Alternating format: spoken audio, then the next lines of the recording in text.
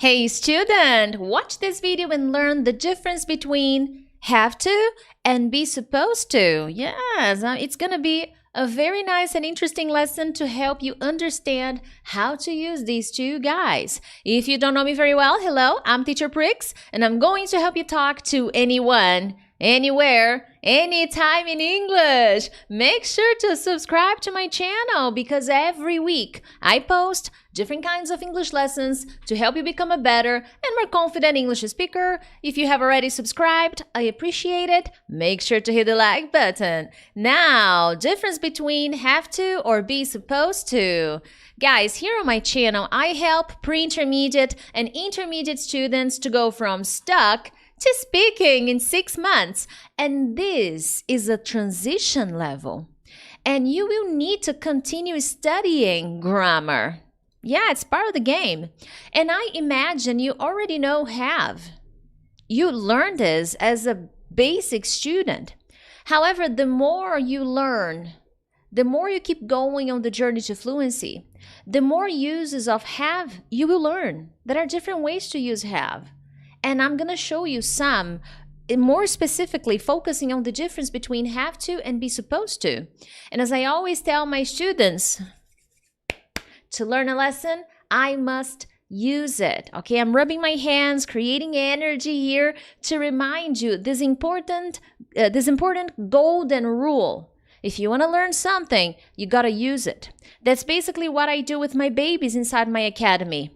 They learn a grammar lesson, they post examples to me on the platform, and I'm able to correct and give them feedback based on the lessons they are using. That is a very important part of my program. And I always tell you guys this here. To learn a lesson, I must use it. But that being said, have to. Guys, there are many uses of have, but I will focus on the ones to show you the difference between be supposed to and have to. And even when I start talking about be supposed to, I will need to make another video perhaps just to show more uses of be supposed to, okay? So there are more uses. I will focus on the most important ones to show you the difference. Now, have to, you will use it to say that it's necessary to do something. It does show the idea of obligation, but not as formally as must. Okay? At the end of the day, I prefer the word necessity when I use have to. When I think of have to, it shows the idea of obligation, but I think of necessity. It's necessary to do something. Okay? I have to work. Is it an obligation? It depends. I can choose not to. I can make the decision not to work, but there are consequences. So some people will think, oh, it's an obligation, you have to work. But even if I work for a company, I have an obligation.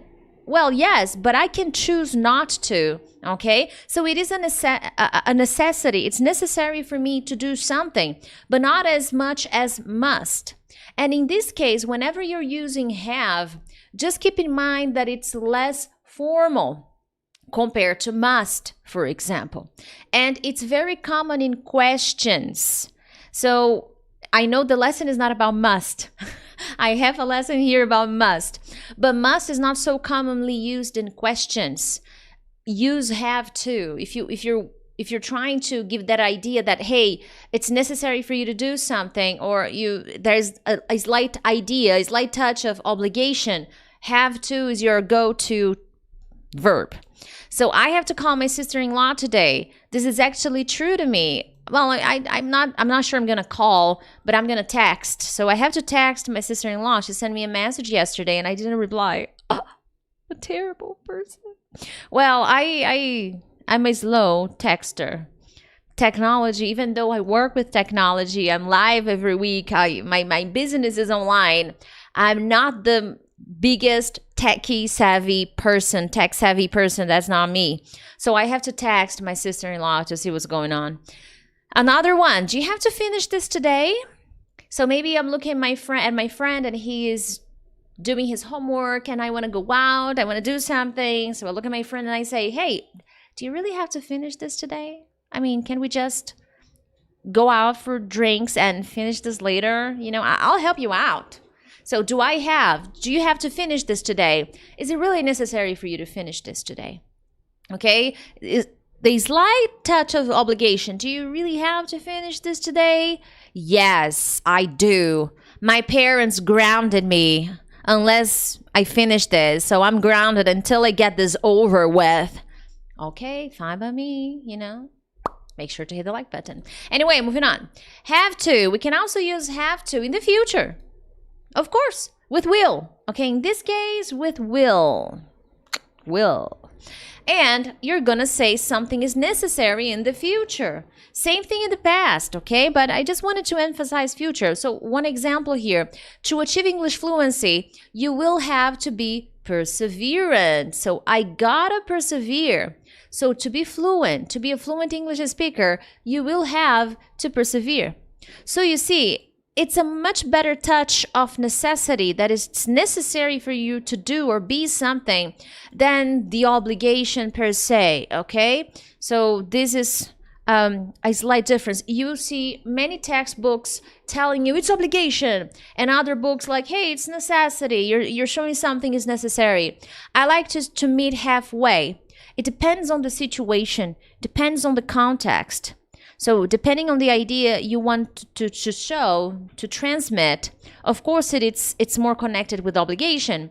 But depending on the idea, depending on the conversation, it's much more connected. It's more inclined to the idea of being necessary, something that it's necessary, that you do, otherwise you're not going to achieve A, X, or Z result.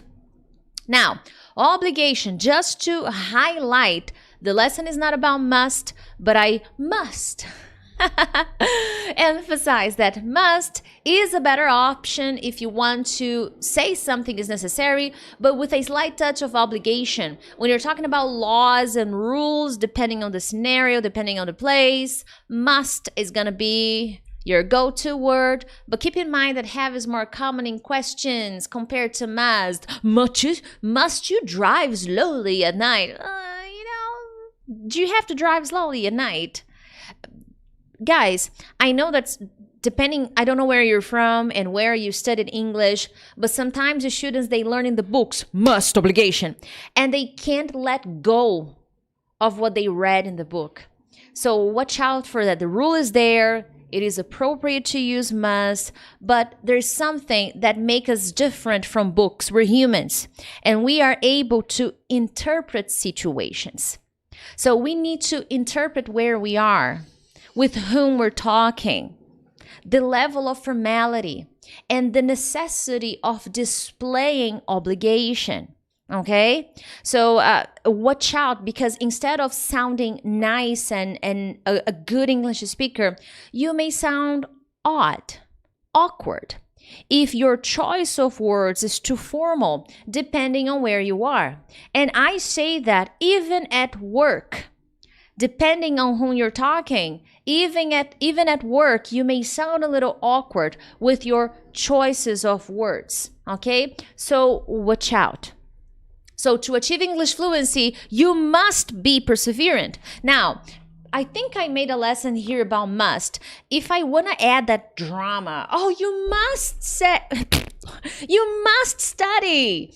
I can use must. So it's all about context. And this is why I say that I help pre-intermediate and intermediate students, because this is a transition level. I'm going to teach you more advanced lessons, but I also need to teach you context. I also need to teach you how to interpret a situation. If you watch my channel, if you follow my work, I tend to use the word awesome a lot. But can I use awesome to describe everything? Absolutely not. Last night, I went to a beautiful classical music concert. I saw a pianist, amazing, from Italy, and his performance was outstanding. It was amazing. It was breathtaking. I can't say awesome. It's not appropriate. Now, is it wrong? No. I could say, oh my God, it was awesome. I can say it was amazing. It was breathtaking. It was a masterpiece, as I said. I had a blast. But I need to interpret the situation. And this is what students struggle with. They learn the rule. Bah, it's obligation. So everything is obligation, and they don't pay attention to context. You don't want to sound awkward depending on where you go because of your choice of words. Okay? Some people may get a little upset with me when I say that, but it's important to understand that we need to analyze conversations, situations, the formality of the environment, the formality of the people around you, okay? Now, guys, make sure to hit the like button, subscribe to my channel, yes. And if you need help with your study routine, if you have no idea how to organize your study plan, I strongly recommend you get my study plan cycle. The link is in the description of this video, and there you will be able to learn how to organize your study routine, especially if you are alone and need help using the internet in your favor. Now, guys, let's move on. Be supposed to. This has many uses, okay? And I chose some just to compare with have to. But keep in mind that in negative sentences, for example, you are giving the idea of not permitted, not allowed, to allow, to permit, not allowed, or not advisable. That's not a good idea, okay? So this is also a use of be supposed to.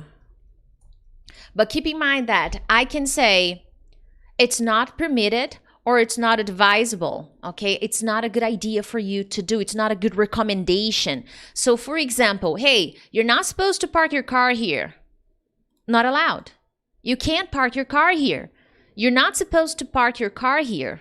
You're not allowed, okay? You're not permitted. Could I use you must not park your car here? Yes, but again, context depends on the person I'm talking to. Depends on the level of authority, okay? But it depends on where you go. I would stick to, hey, you're not supposed to park your car here. Or, hey, you can't park your car here. Can't is way more informal. Hey, you can't park your car here. Hey, you're not supposed to park here. Find somewhere else. Find a different spot. Oh, okay, I'm so sorry. So when I say that to someone, especially if it's a native speaker, they will immediately understand, hey, it's not permitted. You're not supposed to park here. I don't need to go an extra step and say, hey, you must not park here.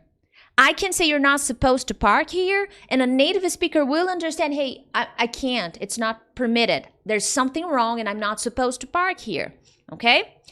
Now, the second example shows the different idea of be supposed to. Hey, you're not supposed to work this week. The doctor said you need rest. So you're not advisable. It's not advisable. You're not supposed to work. I'm not saying you must not work, okay? All I'm saying is, hey, I remember the doctor told you to get some rest this week. Why are you working? You're not supposed to work this week. So it's not a good idea, okay? It's not a good recommendation. It's not a good piece of advice. It's not advisable that you work this week. So do you see the difference? Guys, at the end of the day, it's context. And as a pre-intermediate, if you want to go from stuck to fluent, you need to think of context when learning words, when learning grammar. That's basically what I am doing here. Learning grammar is not just about learning the words and the rules, but learning how to use them in conversations. These examples I'm giving you are examples that I could use in a conversation, talking to someone about something. That's basically what I do with my students in my academy. They have grammar lessons, but I also try when they're posting their examples to me, I want to make sure that they get that. They need to connect examples with their lives because that's easier for them to understand the power of context. Sometimes they use incorrect structure with me, but not that the structure is wrong. The grammar is fine, but the situation is not. So that's very important. That's the difference between someone who is fluent and someone who is not. Now, be supposed to, when you want to show one of the possible ideas, especially in affirmative sentences, okay? I gave you a situation of negative sentences, but in general, when you're using be supposed to, you want to show what is best to be done in certain situations. So the best case scenario, okay? And also, when we want to give that idea of obligation, what you are expected to do, almost like an obligation you have. So you are expected to do something, okay? Now look at the examples here. you are supposed to make a wish before blowing the candle. So you have to blow the candle. Oops, excuse me. You have to make a wish before blowing the candle. You are expected to make a wish. That's usually what people do. That's what's best to be done before blowing the candle. Make a wish. No. You're supposed to make a wish. Come on. Everybody knows that. So it's not the idea of, oh my God, you must make a wish.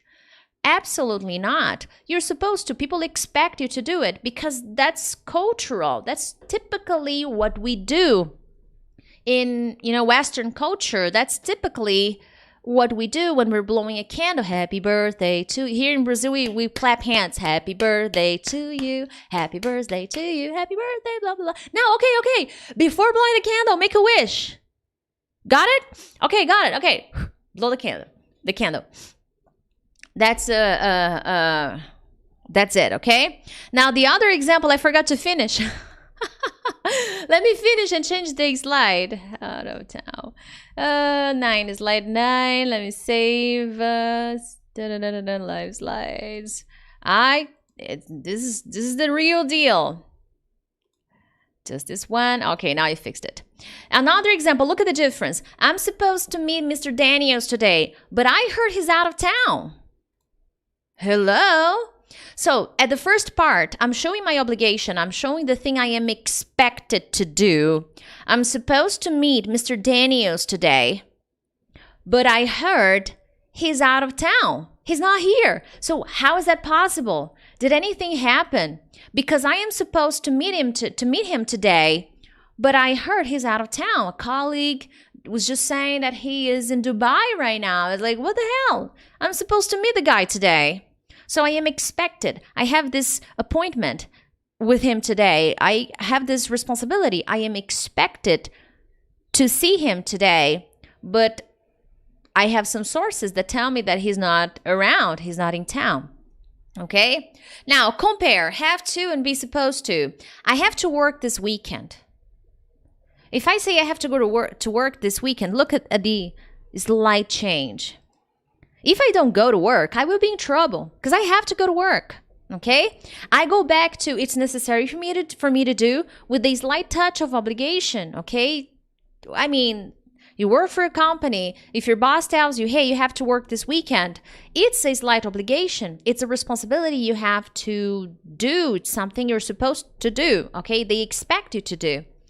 But if I say the same thing with be supposed to, I can open the interpretation here. Look, I'm supposed to work this weekend.